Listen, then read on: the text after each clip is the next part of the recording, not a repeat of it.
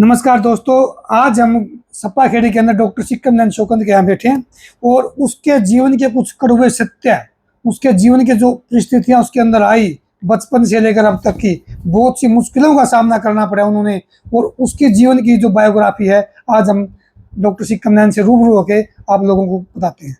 Doctor Sikkim नैन जी, आपके जो जिंदगी के जो कड़वे अनुभव हैं जी, कृपया हमें बताने का कष्ट करें। हमने देखे आपके बहुत कड़वे अनुभव हैं आपके।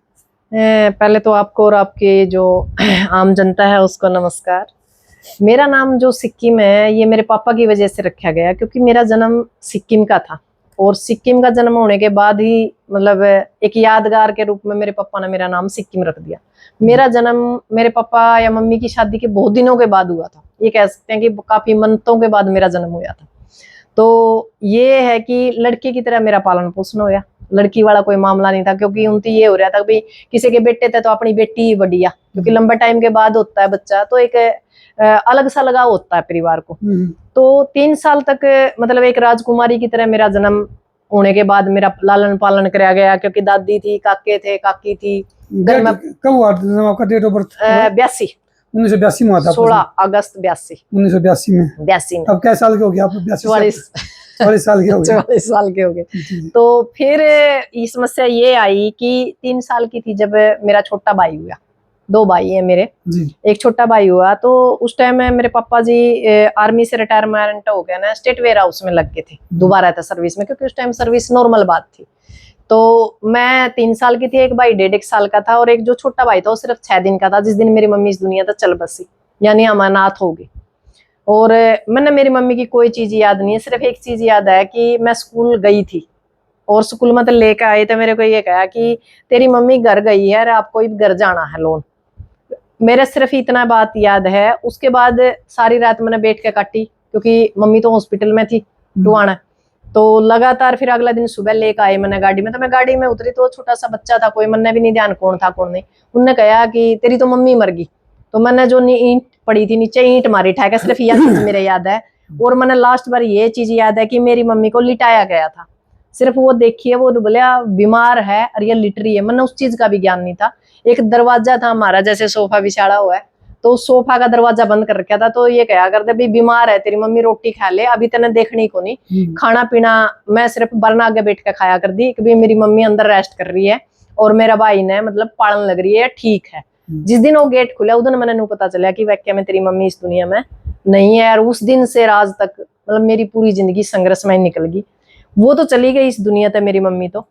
और एक सपना था जो मतलब बार बार जिस तरह बच्चे ना कहा करें, या मेरी दादी काकी भी बताया कर दी, मेरी मम्मी एक ही बात कहा कर दी कि मेरी बेटी को मैं एक IPS बनाऊंगी, मैं मेरी बेटी को एक मतलब ऐसा नाम और फेम दूंगी कि दुनिया याद करेगी कि यह सुनील की बेटी है। उसका एक सपना था और वो सपना कहीं ना कहीं वो मेरे तक भी था। मेरा भी एक ही सपना था कि मैं मेरी माँ का सपना पूरा करूं, क्योंकि देखा नहीं ना मैंने कभी उसके मुंह से ये चीज सुनी, पर जो काके ताऊ या जो दादी थी वह बात बताया कर दी कि भी तेरी मम्मी ऐसी थी या तेरी मम्मी का यो सपना। तो मैंने भी कहीं ना कहीं वो सपना मेरे दिमाग में सुजो लिया था। मेरी मम्मी का भी सपना IPS बनने का था, वो भी अधूरा रह गया था। फिर मैंने यू सपना संजोया मेरी माँ की वजह से, मेरा भी अधूरा रह गया। आपकी माँ कौन से गाँव की थी? मेरी माँ लाखन माजरा की थी, रोहतक के पास लाखन माजरा, राठी परिवार से थी। और ये कह सकते हैं कि एजुकेटेड थी और बोल्ड थी। और सबसे बड़ी बात यह है कि उसके बराबर की आज तक कोई सुंदर महिला नहीं थी। गांव में जिक्र चला करदा कि भाई फलाना का इतनी सुंदर है और इतनी पढ़ी लिखी है। पर हालात ये हुए कि 3 साल के था जब वो भाई होया, मम्मी गुजर गई और वहीं से मेरा स्ट्रगल शुरू हो गया। क्योंकि उसके बाद भाई एक चाचा था वो भी गुजर गया, दादा था वो भी गुजर गया। मतलब ये कह सकें कि भाई हर साल मैंने मेरे घर में एक लाश दिखी, दूसरा तीसरी साल। कभी काका का लड़का गुजर गया, कभी कुछ कभी कुछ। और हालात ये हुए कि मैं 8वीं में पढ़ूं थी जिस टाइम मेरी शादी हो गई। और वो कारण ये बैठा कि मेरी दादी बेड पे आ गई थी, उनको लकवा लग गया था और पापा ने दोबारा शादी कर ली थी। जो मौसी थी वो वाकई में मौसी थी, मतलब उसके अंदर माँ जैसा कभी फील नहीं होया। और ना कभी उसने नू सोचा कभी ये तेरे बच्चे हैं। उसकी भी एक गुड़िया थी। आज वो मेरे पापा की जो आर्मी की पेंशन है वो भी खुद ले रही है और जो नौकरी है वह भी खुद ले रही है। पर उस टाइम तक मेरे पापा गुजरिया तो सर्विस बच्चे लग सके थे। अच्छा, जो आपकी मौसी है जी, वो अभी बच्चे हैं उसके? हाँ, एक लड़की है उसका। उसका भी एक लड़का है, शायद 2 है कि 1 है, क्योंकि आना जाना में रहते हैं। नहीं, मेरे गांव में नहीं रहती, वो खुद के मायके रहती है। कौन सा गाँव मायके? जुगलान, हिसार के पास। बिल्कुल। तो वो मतलब अपना जो भी पैसा है या जो भी सिस्टम था वो अपना लेके वहां है, और अपनी बेटी तक ही वो सीमित है। उसने कभी ये नहीं देखा भाई तेरे 3 बच्चे और भी हैं, चलो ठीक है, उसके पेट के नहीं थे, जिसके साथ उसने शादी करी उसके तो बच्चे हम थे, पर हमारी माँ मरने के बाद ही हमारा सब कुछ खत्म हो गया था। भगवान ने माँ तो वैसे खोस ली थी और पिता वैसे खोस लिया, क्योंकि पिता भी लगातार ड्रिंक करने लग गया था। उसने तो घर में माँ ले आकर छोड़ दी थी, भाई बच्चिया ने पैड़ लेगी, नू तो कौन देखा कि वह माँ करण के लग रही है। और मेरे जीवन पे मेरी दादी माँ का असर बड़ा ज्यादा रहा, क्योंकि वैसे तो आए नहीं करते, हम बाहरे रहा करते भाई, जहां मेरे पापा की बदली होया कर दिया हम साथ में रहा करते। हाँ, तो वही मेरी जैसे एजुकेशन, कभी उचाना, कभी दमतान, कभी रोहतक, जहां भी पापा की बदली होती थी वहीं मेरी एजुकेशन पूरी हुई। उसके बाद की एजुकेशन लगभग इन लोगों ने, कुछ टाइम मैंने स्कूल भी गई, उसके बाद प्राइवेट मैंने शुरू रखी। और पढ़ना कोई बड़ी बात नहीं, जो बंदा पढ़ सके वो सारी चीज कर सके। मैं लगातार अपने जीवन में संघर्ष भी कराया, रोजी रोटी का जुगाड़ भी कराया और पढ़ी भी, और आज तक भी स्टडी का मैंने पीछा नहीं छोड़ा, क्योंकि कुछ सपने अधूरे रह जाए पर वक्त के गिला अपने पूरे करने चाहिए। उम्र कोई तकाजा नहीं रखती। बात तो यह है कि हम गरीबी में पैदा हुए हैं, गरीबी में मरना गुनाह है। तो हमने अपने आप को, सबसे बड़ी बात यह है कि जिस टाइम में शादी हुई मैं शहर वाला सिस्टम तय रह के आई थी, क्योंकि शहर में रहे थे हम, और फिर गाँव में आना, वो एकदम मतलब सिस्टम में बदल गया।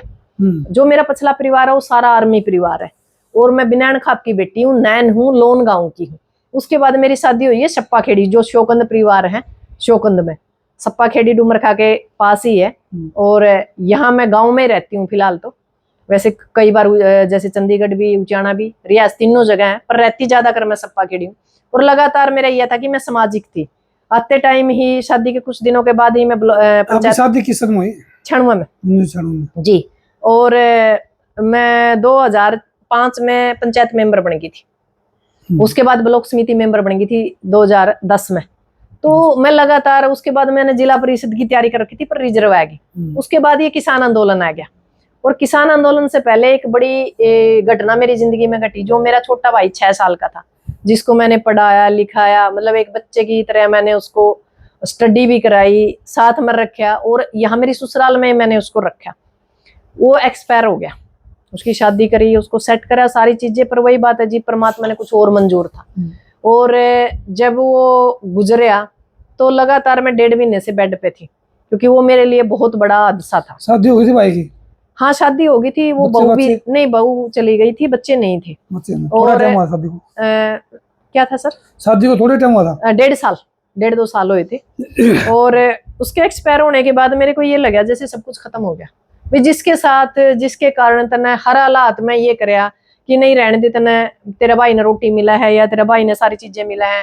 मैंने हर जगह जड़ा मैंने नू लगा था कि यहाँ मेरे को बैकअप करना चाहिए था, उस जगह था मैंने वहां भी मतलब उसके लिए अपनी जिंदगी, या कह सका कि मैंने अपनी जिंदगी के साथ बहुत सी मौके पर समझौते करे उस भाई के अंदर। और वो समझौते फिर जब मैंने सारी चीजें होते सोते और वो मामला जब खराब होया तो वह चीज मेरे मतलब सहन नहीं हुई। तो मेरे साथ एक मेरी दोस्त थी, उसने कहा कि भाई आज पिपली चलना है और किसाना का एक बड़ा मामला है, 3 काले कानून है रे। तो मैंने मना कर दिया। बेटे ने कहा कि जाओ आप थोड़े से घूम आओगे, और पड़े पड़े आपका दिमाग और हो रहा है, समाज में जाओगे कुछ थोड़ा सा बदलाव होगा, उस चीज ने भूलोगे आप मामला। तो जैसे तैसे चीज धक्का तो मेरे को चढ़ा दिया गाड़ी में, वो इसी गाड़ी में चढ़ाया, मेरी तो जिंदगी ही पलट गई। मतलब मैंने कभी सोचा ही नहीं था कि मेरी यह भी जर्नी होगी, क्योंकि मेरा तो मामला था, देखो मैं सामाजिक हूँ शुरू से, समाज के ऊपर काम करने लग रही हूँ, महिलाओं पे काम करने लग रही हूँ, स्वयं सहायता समूह पे काम कराया, समाज में बढ़िया काम मैंने लंबे टाइम से मैं कर रही हूँ, 20-22 साल से पहले भी कर रही थी। पर मैंने यूं नहीं सोचा था कि भी तू इस मामले को इतने बड़े प्लेटफॉर्म पर यू टर्न नू लेवेगी जिंदगी। वहां जो मैंने लाठीचार्ज कराया, लाठीचार्ज जो होंदा देखा, या गोला बारूद का जो मैंने प्रोपगंडा वहां देखा, तो मैं तो मतलब मैंने नू लगा क्या मैं इसी देश में बसूं के, ये इसी हिंदुस्तान के अंदर है क्या किसानों के ऊपर। वहां मेरे को सोचने के लिए मजबूर कर दिया जी, कि मैं तो मेरा पहले टेंशन थी कि मैं और टेंशन होगी। उसके बाद मैंने लगातार खटखट टोल पर 5-4 जो मेरी सहेलियां थी, उस टाइम में जेजेपी की हल्का अध्यक्ष भी थी, क्योंकि हल्का अध्यक्ष थी बहुत मेहनत कर रखी थी मैंने। अच्छा, एक बात आती है, आपने जेजेपी का हल्का अध्यक्ष क्यों छोड़ा?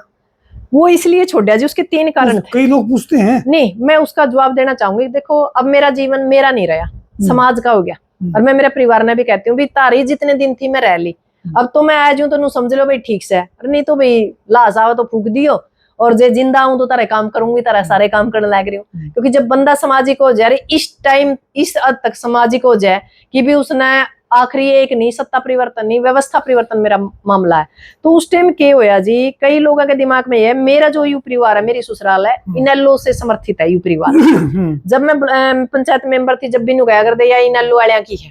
फिर मैं ब्लॉक समिति मेंबर बनी तो मैंने वीरेंद्र ने बहुत कोशिश करी, चौधरी वीरेंद्र सिंह ने, मैंने वोट नहीं दिया जब भी मेरे पे इनेलो की मोहर थी। 5 साल मैंने पंचायत मेंबर बन कर नुए टेम कटिया, 5 साल मैंने ब्लॉक समिति मेंबर बन कर नुए कटिया। सारे ने अपनी कीमत लाए, सारे बिके, पर मैं नहीं बिकी, क्योंकि मैंने जड़ा खड़ी थी, मैं उड़े खड़ी रही। मैंने समाज को बेचना नहीं सीखा, मेरे माँ बाप दादा ने मेरे को यह चीज नहीं सिखाई कि अपनी कोई कीमत निर्धारित करो। आज तक मैंने अपनी कीमतें नहीं लाई, मैं तो अनमोल मानती हूँ, क्योंकि मेरे माँ बाप ने मेरा नाम में इतना दिए, मतलब अलग दे रखा है यूनिक। तो मेरे माँ बाप का नाम में मतलब 10, 20, 50 लाख रुपया का तरह, मतलब नुए थोड़ी बेइज्जती करनी हुआ है। पैसा तो आनी जानी चीज है, 4 दिन पाछे बिक आ जाएगी, इज्जत नहीं बना कर दी आदमी की। तो हम संस्कारों में बंधे हुए लोग हैं। उसके बाद क्या हुआ जी, मतलब ये जैसे ही इनेलो और जेजेपी अलग हुई, तो हमारा जो सिस्टम था ब्लॉक समिति के दौरान, मेरा जो अजय परिवार है इसके करीबी जाली में भी कई बार मिलना होया, आना जाना होया, तो अभय के साथ नहीं होया, तो चौधरी जो हमारे चौटाला साहब थे उनके साथ था मेरा, या फिर अजय के साथ था। अजय के बाद फिर दुष्यंत का गिल्ला था जब यू एमपी बनया, तो हमें इस करके मैंने जेजेपी ज्वाइन कर लिया। जेजेपी का थर जितना मेरे पास वो पड़ा, मेरे ख्याल से खुद का इलेक्शन का भी कोई इतनी मेहनत नहीं करता जितनी मैंने। हरिचंद्र चौपाल में आपने काफी मेहनत की है, बहुत मेहनत करी है जी, आज सोशल मीडिया पे देख लो आप, बहुत मेहनत करी जी। मतलब जिस तरह मैंने नू नहीं लगा कि मैं इलेक्शन में लड़ रही हूँ कि दूसरी नैना चौटाला आप साथ साथ चलते थे। बिल्कुल बिल्कुल जी, मैं एक मानती हूँ, देखो चलो आज हमारे रास्ते अलग है, हम बातचीत भी नहीं करते। जब मैं उस पार्टी में थी, नैना चौटाला ने बिल्कुल एक बेटी की तरह मेरे को मान सम्मान दिया, क्योंकि मान सम्मान वो इसका असर था कि मैं काम इतना ज्यादा करूँ थी, और महिलाओं का जो अच्छा मेरा सिस्टम था, और जेजेपी स्थापित भी हुई। मैं उस टाइम भी, उससे पहले ही मतलब अलका की अध्यक्ष थी, पर जैसे ही जेजेपी का यू मामला हो, यानी कि भाई बीजेपी ज्वाइन करनी है, यह चीज मेरे दिमाग में अटक गई। भाई बीजेपी ज्वाइन करनी थी, फिर तो यू मार दादा के माड़ा था, फिर हमने 300 किलोमीटर आगे की जरूरत की थी जब जेजेपी ज्वाइन करनी थी। पहली चीज तो ये थी कि, दूसरी ये थी कि उस टाइम कोरोना काल लग गया, तो मेरे पास 80-90 महिला आई। वो बोले भाई देखे, हम तो नून गेर का भी खा लेंगे, बच्चे ना पैड़ लेंगे, सिक्कम 5-5 किलो राशन का जुगाड़ कर दे। तो मैंने ना तो नौकरी मांगी जी, ना हमने हमारा घर कहते कुछ भी चाहिए था। हमने तो समाज कहते तो मतलब पार्टी के अंदर थे, हमारा समाज का हमने काम करना था। तो वो 5-5 किलो राशन बाबा, तो मैंने दुष्यंत चौटाला को कहा, बड़ा पहली तो बड़ी मुश्किल था अंदर तक जान पाए। फिर जान पाए तो मैंने कहा, नून बोला जी इसकी तो इंक्वायरी होगी, ये होगा मैं इतने में भूखे मर लेंगे। फिर फायदा क्या, तू घर दे दे, तेरा कौन सा मतलब नू तो है को नहीं, कभी तो कोई गरीब घर है 5-5 किलो, तो जे मान लो 100 जने दे, कोई बड़ी बात भी कोनी, जब परमानेंट भी लागू कर दंदे। एक मामला होया जी मेरे गांव में, कैंसर 5-5 किलो ये भी तो देना ये तो सरकार देवे जी, वो तो सरकार थी, करना ही नहीं था नहीं जी। अच्छा, उसके बाद क्या था कि एक मेरे गांव का मामला था जी, पूरा बगड़ना वोट दे थे उस करके ने, पहली बार सप्पा खेड़ी था, मतलब जेजेपी जीत के निकली थी जब मैं हल्का अध्यक्ष थी। उसका कारण था एक लड़का का कैंसर था, उनती ये कहा कि भाई इसका सहायता करवा दियो आप, हम सारे वोट दे देंगे। उनकी वोट दिए जी, बिल्कुल दिए, यहाँ से जीत के भी निकला। पर उसके बाद उसकी फाइल लेके मैं 5-6 बार गई, और वो 5-6 बेबियां का एक के भाई था, उसके ऊपर कोई संज्ञान नहीं लिया गया। तो वो मेरे साथ दूसरा, तो आपका भी काम ना समाज का काम था? मेरा तो काम में नहीं जी, हमने तो कोई नौकरी लगना था नहीं, कुछ लेना नहीं था, नहीं कुछ देना नहीं था। तो ना हमने बेटा का कराना था, ना हमने कराना था मारा, ना किसी हमने रिश्तेदारी का कराना था। वो 5 किलो राशन भी लोगों का असर था जी, और जो यू कैंसर पीड़ित था यू भी लोगों का असर था। फिर तीसरा काम था कि भाई लोगों ने एक काम कर लिया, उड़ा तो जावा नहीं ले, मैं फाइल लिया कोई कागज लिया एडल नहीं टूटा मेरे आज, और मैं कागज दूं तो दुष्यंत एक के बाद कहा, बोले अपना तो सरकार में हिस्सा ही को नहीं। मैं बोली अच्छी फंसी भाई, ये तो मतलब लोग आते तो मैंने गया कर दी, मैं दुष्यंत समझो था, मैं दुष्यंत समझ का वोट दो। ये उन लोगों ने कान पकड़ के कहना शुरू कर दिया, दुष्यंत समझ के काम भी कर, और दुष्यंत फाइल नहीं पकड़ा। मैं अच्छा पंगा हो भाई तो जान 3 चांस तो ये पहले बैठ रहे थे जी, चौथा चांस बैठ गया ये पिपली वाला कांड।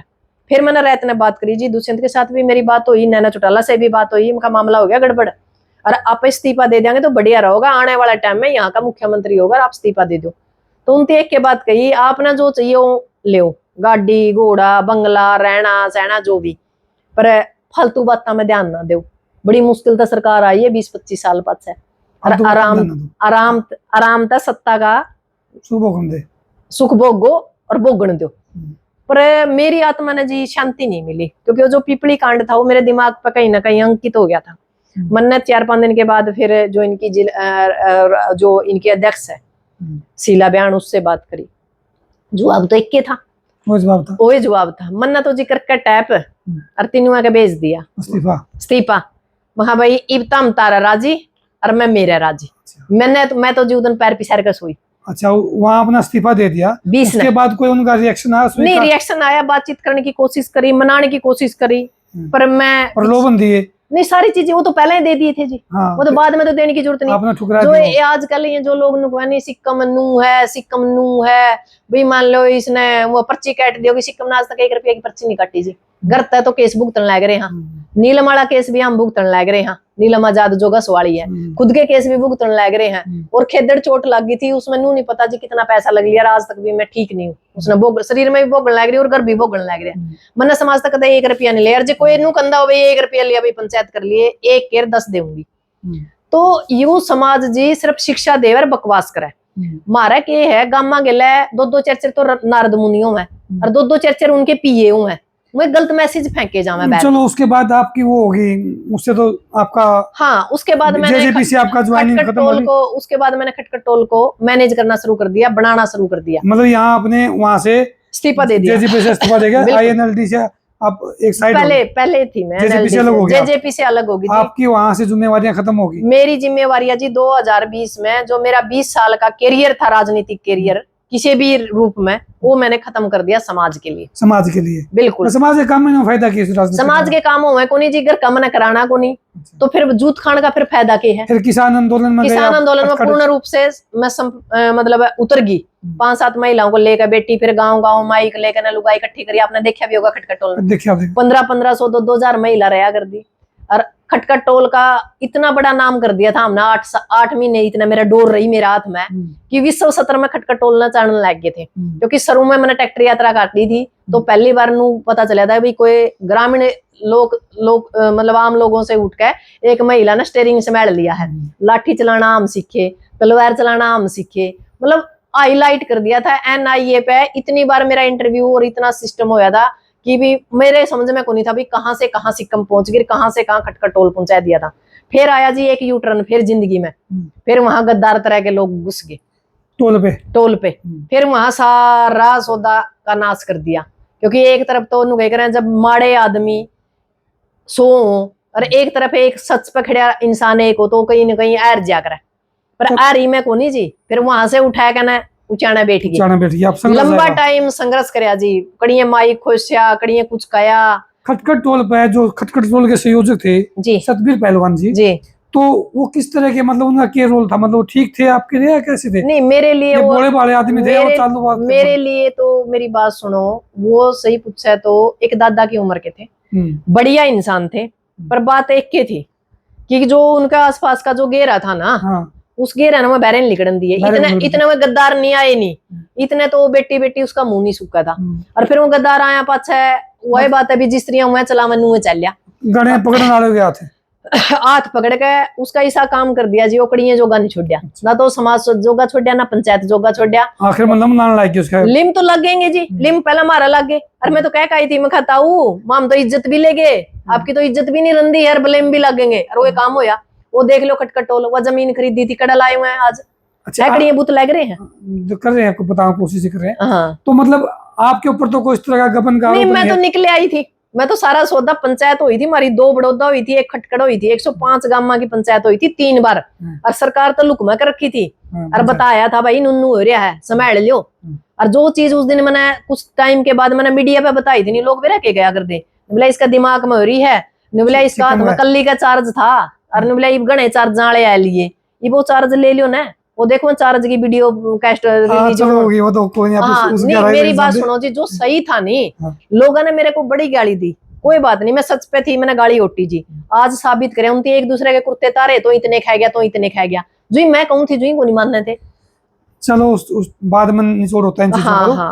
तो खटखट टोल के बाद फिर आपका राजनीति जो कैरियर था समाज सेवा की तरफ? बिल्कुल, मैं सामाजिक ही, पर उसके बाद भी मैंने देखो किसान आंदोलन के दौरान मैंने किसान नेताओं को देखा, किसान संगठनों को देखा, सामाजिक संगठनों को देखा। एक चीज जरूर देख ली मैंने, भाई गद्दार सारे ही हैं, सारे सारे हैं, घर घर में भी है। बिल्कुल। मेरे बिरा के दिमाग में थे भी ये जो खिंचा था आप जो अपनी मौसी के हिसाब से थोड़े पहले परेशान थे, आपकी मौसी आ गई तो वो तो घर की कहानी थी आपकी, तो इस तरह की कहानी आपने समाज में देखने को मिली? बिल्कुल, समाज में पता नहीं क्या देखा, कितनी महिलाओं का टॉर्चर देखा मैंने। जो महिला मतलब सवेरे लेक्चरर है, वह नौकरी करके आवे, उसने इनको नहीं बेरा, तेरी तनख्वाह कितनी है, एटीएम से निकले रुपये और उसकी पीछे दे जावन ले 2000 रुपये तेरा खर्चा पकड़ किराया भाड़ा। तो आज भी महिलाएं उस रूप में नहीं स्वतंत्र है जो होनी चाहिए। तो आपको जो आपकी लाइफ की बात है बायोग्राफी के इस टाइम जी, तो आपको कुछ धमकियां भी मिली कई बार? हाँ, बहुत बार है। मुकदमे कितने हैं इस टाइम आपके ऊपर? अभी तो कई चल रहे हैं जी, मतलब महीना में हफ्ता में बुलाए ले वह एक दो पेशी लग जाए। हाँ, पेशी लग जाए। सभी तो बात ये है कि क्या लगता है इन मुकदमों से बाहर निकल पाओगे आप? मैंने ये लगता है कि पूरी जिंदगी में नहीं निकल पाऊंगी। क्यों? नहीं, और मुकदमे भी तो होने हैं। नहीं, मुकदमे समाज के लिए लड़ोगे तो मुकदमे तो होंगे। नहीं, पहले मुकदमे इतने ज्यादा हैं जी, पूछो मत। और पुलिस कार मेरा आपके पर्सनल मुकदमे हैं कि समाज ना के जी? लग रहे? पर्सनल तो मन्ना के फीम बेची है, समाज के मुकदमे हैं। और फिर समाज के जो ये चंद लोग हैं, पार्टी वाले, ये कहते हैं समाज पे शान करा। भाई समाज पे क्या शान करूं मैं? तो समाज का थर लड़े। एक बात बताओ, 3 साल पहला लोगों की जिरी बिकवाई हमने, जो दुष्यंत का विरोध करा, दुष्यंत का बारना बैठे। अरे ईब उसकी परसों पेशी भुगत का हूं मैं 12 तारीख की। तो ये लोग कहना बड़ा आसान है, जितना ये सिक्कम ने कह दिया नहीं तम तारी बहन कई लोग समाज सेवा कर रहे हैं ना, तो ये तो अपना राजनीतिक नहीं, फिर कैरियर चमकाने के लिए कर रही है। पता है क्या, देखो अभी तो राजनीतिक करियर यदि मन चमकाना होता ना, मैं तो ऑन द स्पॉट सरकार छोड़ का आई हूँ, बड़ी थाली का ठोकर मार का आई हूँ। और अंत को नहीं मारी, सिक्कम ने क्या था मारी, क्योंकि मेरे अंदर जमीर जिंदा था। मैंने मेरे समाज के लोग मर्दे को देखे गए मेरे पे। जो आपकी दुख भरी जो कहानी थी सुनी की सारी, तो अब आपका बेटा कामयाब है, आप कामयाब हो? बिल्कुल। आपकी उसके बाद ये है कि 2001 में लगातार जैसे मैं स्ट्रगल कर रही थी, फिर बेटे का जन्म हुआ जी। बेटे का नाम है साहिल शोकन। और बेटा साहिल मंजिल, साहिल जी, मेरी साहिल वो किनारा। हाँ, मेरे को किनारा मिल गया जी जिंदगी का। साहिल होने के बाद जो पिछला दर्द था ना जी, कहीं ना कहीं मैं पीछे छूट गया हूँ।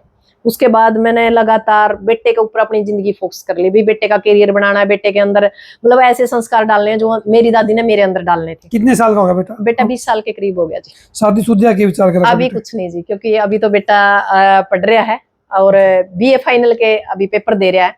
उसके साथ मॉडलिंग करता है, खुद की कंपनी है, और बहुत से ऐसे काम है कि कम से कम आज का टाइम है 6-7 काम कर रहा है। जो लोग ये नहीं भाई नौकरी करनी चाहिए, मैं नौकरी करनी ही नहीं चाहिए। हमने देखो, मैं एक आर्मी परिवार से थी, शादी मेरी एग्रीकल्चर परिवार में हुई। मैंने मेरे बेटे को कभी ये नहीं कहा कि नौकरी करनी है। और मेरे बेटे का मैं मतलब धन्यवाद मानू कि मैंने कदे आज तक हाथ जोड़ने को नहीं पड़े मेरे बेटे की वजह से।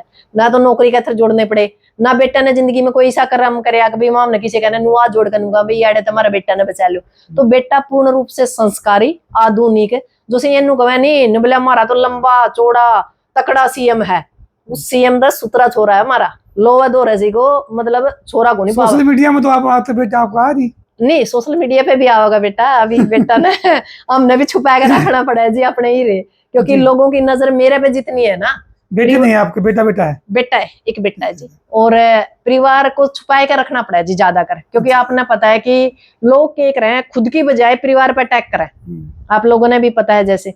तो इस करके ना ज्यादा कर फोटो वगैरह तो मैं सोशल मीडिया पे डाल दूं, पर चिंता ना करो, जल्दी ही बेटा एक मॉडल के रूप में समाज के सामने आवेगा।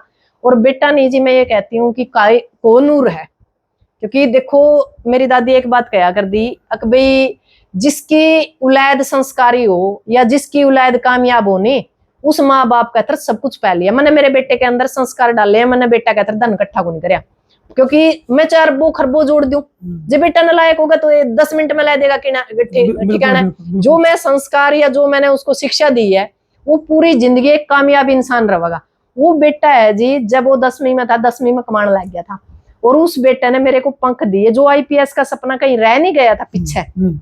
उसने एक बात कही जब मैंने ये पिपली वाला मामला होया, मां बेटा मैं समाज के लिए काम करना चाहती हूँ। तो उस दिन बेटा ने एक बात कहा था, मम्मी जो एक सपना पीछे छोड़ कर आई थी ना, तो आईपीएस का, मैं आईपीएस तो तेरे को नहीं बना सकता, पर यदि तू मेहनत करेगी, मैं तेरे पीछे खड़ा हूँ डाल बन के, तेरे बारे में हजारों आईपीएस नु सर्च करेगा करेंगे सिक्किम है क्या।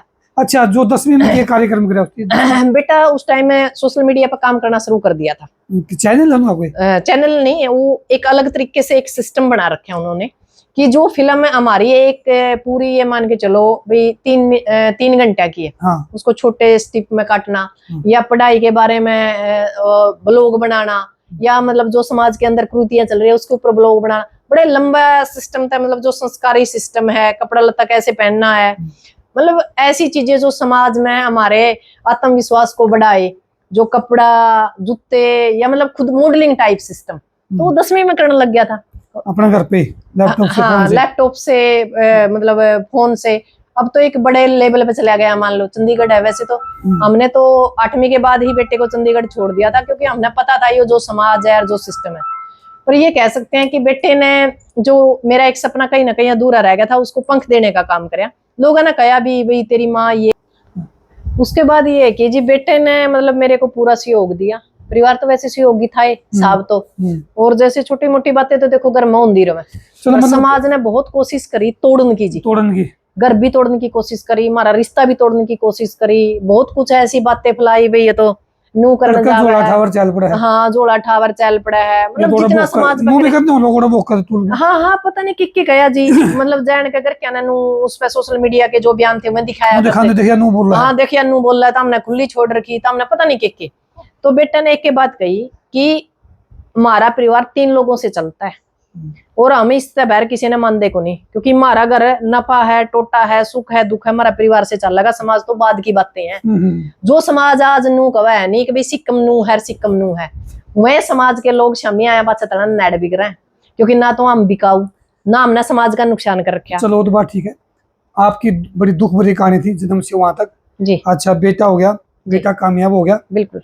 अब आप सुख चैन की जिंदगी जी रहे हो, मतलब बढ़िया दिन आ रहे, मोदी वाले अच्छे दिन आ रहे हैं। नहीं मोदी वाले तो नहीं, पर अच्छे दिन आ रहे हैं, अच्छे दिन आ रहे हैं। पर अच्छे दिन मेरे ख्याल में मेरे भाग में लिखे को नहीं, मैं पिपली वाला उस गाड़ी में नहीं चढ़ू नहीं, तो अच्छे दिन आ रहे थे मेरे। अच्छा। पर वो पिपली वाला उसमें चढ़िया पाछा इतनी समस्या मैंने घर की परिवार की तो दी छोड़, अब मैंने समाज की चिंता, मुकदमे वाले दिन आ गए, मुकदमे वाले दिन आ गए।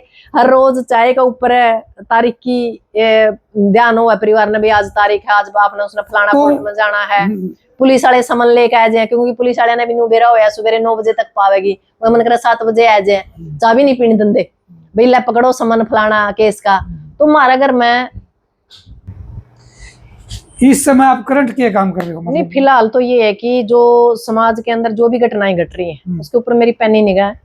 दूसरी बात, मैं संयुक्त मोर्चे की सदस्य हूँ, लगातार संयुक्त मोर्चे पे जो किसानों की, मजदूरों की आवाज है, महिलाओं की आवाज है, उसको लगातार मैं मतलब उठाने का काम कर रही हूँ। जहां भी मुझे ये लगता है कि अन्याय हो रहा है, चाहे वो किसी बच्चे पे हो रहा हो, चाहे वो किसी महिला पे हो रहा हो, या कहीं भी हो रहा हो, सरकार के द्वारा अन्याय कहीं भी हो, हम अन्याय के खिलाफ लड़ रहे हैं। दूसरी बात एक और है, अब हमने एक भारतीय किसान मजदूर मोर्चा बना रखा है, जिसका प्लेटफॉर्म ये है कि हम किसानों पे, मजदूरों पे, महिलाओं पे तो काम करेंगे समाज के अंदर, तो उसके साथ साथ हमारी ये पार्टी भी है भारतीय किसान मजदूर मोर्चा। हम किसी पार्टी के साथ सहयोगी हो सका, हाँ किसी पार्टी के अंदर जाकर खड़े होकर इलेक्शन नहीं लड़ेंगे। और आने वाले टाइम में एक नई पार्टी का उदय होगा हरियाणा के अंदर, जो किसान मजदूर आम लोगों की पार्टी होगी। जैसे आप पार्टी दिल्ली के अंदर आई थी, तो हरियाणा के अंदर हम उस पार्टी का विजन तैयार करने लग रहे हैं और लोगों के साथ अंदर खाते तैयारी चल रही है। और दोनों लड़ाई हमने लड़नी पड़ेगी, क्योंकि सर छोटू राम अटका पैदा करना पड़ेगा, बाबा साहब अम्बेडकर अटका पैदा करना पड़ेगा, चरण सिंह चौधरी चरण सिंह अटका पैदा करना पड़ेगा, क्योंकि जो उनकी प्योद लग रही है वो तो सारी बिकाऊ हो रही है, बीजेपी का चली गई। इस व्यवस्था को बदलने के लिए इस व्यवस्था के अंदर जाना पड़ेगा। कई लोगों का मामला हुआ कि भी राजनीति करेगी, राजनीति करना कोई बुरा काम नहीं है, आप लोग भी करो, आप बड़ा विजन लेकर चलो। मेरी टांग खिंचाई करने की बजाय मैं तो आपके बच्चों के भविष्य की लड़ाई लड़ रही हूँ। और आप कभी चौटाला के परिवार के बच्चों की लड़ाई लड़ो हो, कभी हुड्डा के बच्चों की समस्या है, कभी वीरेंद्र सिंह के बच्चों की समस्या है, तो मन समस्या आम जनता के, आम बच्चों की है। मेरा बच्चा हो या समाज का हो, हम आम समाज के बच्चों की लड़ाई लड़ रहे हैं। हमने बड़े जो राजनीतिक परिवार है उनसे कोई लेना देना नहीं। हमारे लिए, हम किसी पार्टी को समर्थन नहीं करते, हम किसी पार्टी के विरोधी नहीं है, हम नीतियों के विरोधी है। नीतियों के विरोधी हो? बिल्कुल। तो आप जब इलेक्शन की बात हुई लड़ने की, आपकी धमकियां भी खूब आई होंगी? खूब होया जी, क्योंकि एक बात बताओ, यहाँ तो 2 गढ़ थे, यहाँ 2 परिवार थे, जो एक बार 5 साल हो मजे मारा था, 5 साल हो मजे मारा था, 5 साल उस्ती गैलदे में थे, 5 साल उस्ती गैलदे में थे, ओना जाना कुछ नहीं, उचाना का गिंडी टोरा बना रखा था। इब की बार के रहा हमने इन दोनों का गिंडी टोरा बना दिया, एक जहाज में चढ़ा दिया, एक दूसरा में चढ़ा दिया। चलो भाई तारा काम करो, मारे गले बनाएगी। देखो बीजेपी के थे तीनों कैंडिडेट, जो आज जीत रहे वो भी बीजेपी का है, वीरेंद्र का लड़का भी बीजेपी से आया था, दुष्यंत भी बीजेपी का था। जो दुष्यंत जीते तो बीजेपी में जावे, चौधरी वीरेंद्र सिंह का लड़का जीते तो ये बोलू को भाई मैं क्या करूं, मैं तो कांग्रेस में हूँ, विपक्ष में बैठा हूं, मेरे पर काम नहीं बनता। तो इसका मामला नमेड़ा कर दिया। मैंने खुद फार्म भरा था, मैंने फार्म क्यों निकलवाया, मैंने फार्म इस करके निकलवाया क्योंकि मैंने हालात देख लिए थे। थापी तो उड्डा न मार दी, रुपये बीजेपी ने दे दिए, तो भाई मखान नुकसान होगा। खाम खा अच्छा काम में आज तक नाम आया, माड़ा काम में क्यों नाम देवा। और मेरा कोई मकसद ये नहीं है, जो लोग ये नहीं राजनीति करेगी सिक्किम, भाई देखो हर एक बंदा ने राजनीति करनी चाहिए, क्योंकि सुई से लेकर प्लेन तक का जो रेट है वह राजनीति तय करे। यदि हमारे आज राजनीति में लोग नहीं तो हम रोंदे फिर, क्योंकि एग्रीकल्चर से कोई एमएलए एमपी है ही नहीं ना, हमारे समाज का कोई ओढ़ है। और जो बैठे हैं वह लोग बैठे हैं जिनके बाप दादे लंबा टाइम के बाद तीसरी चौथी पीढ़ी बनती बेरे दुख सुखा धरातल से अगर जुड़े हुए लोग नहीं है तो उसको बहुत परेशानियां सामने करने पड़ते हैं। मेरा तो मकसद ये है कि भगत सिंह की विचारधारा थी, जो आर्थिक विचारधारा थी, भी आर्थिक जो समानता वो बराबर हो, चाहे वो महिला पुरुष की हो, चाहे वो पैसे की हो, चाहे वो जमीन की हो, चाहे वो शिक्षा की हो। तो मैं तो समानता के ऊपर लड़ने वाला इंसान हूँ। और मेरा कोई मकसद नहीं है भाई सिक्किम, जो किसी का ये होता हो ना भाई दिमाग में, भाई सिक्किम इलेक्शन लड़ेगी, मैं स्टाम्प पे लिख के दे दूंगी भाई आप मेरा व्यवस्था परिवर्तन में सहयोग दो, भाई मैं इलेक्शन नहीं लड़ूंगी, मेरी जगह से कोई भी लड़ो। मेरा मकसद इलेक्शन लड़ना नहीं है, मेरा मकसद है व्यवस्था परिवर्तन करना। उसमें मन न लड़ना पड़ेगा कि किसी और न लड़ना पड़ेगा। मैं तो नहीं चाहूँ सिक्किम तो पाछा खड़ी रहा, कोई 90 और सिक्किम है जर और लड़ ले, मैंने की जरूरत है। आपकी जिंदगी का तो उद्देश्य ये रहेगा कि मैं सत्ता परिवर्तन की तरफ, बिल्कुल व्यवस्था परिवर्तन करनी है, समाज सुधार करना है। और जो आने वाली हमारी नस्ल और फसलें जो संकट में, मैंने नस्ल और फसल बचानी है। मेरा मकसद है एमपी एमएलए बनना नहीं है। यदि मौका, एक बात बताओ, मैंने कभी सोचा ही नहीं था भी मैं कभी किसान नेता का नाम तक प्रसिद्ध होंगी। मैंने कभी सोचा नहीं था भी समाज के अंदर मैं इतने बड़े रूप में आकर ना काम करूंगी। मैंने कभी सोचा नहीं था भी जिस पाखंड के खिलाफ मैं थोड़ा बहुत सोचा कर दी, लिखा कर दी, उस पाखंड के खिलाफ मैं इतने बड़े मुहिम न चला लूंगी। तो ये चीजें कभी सोचते नहीं। इंसान की जर्नी लिखी होती है, पता नहीं मेरे भाग्य में क्या लिखा है।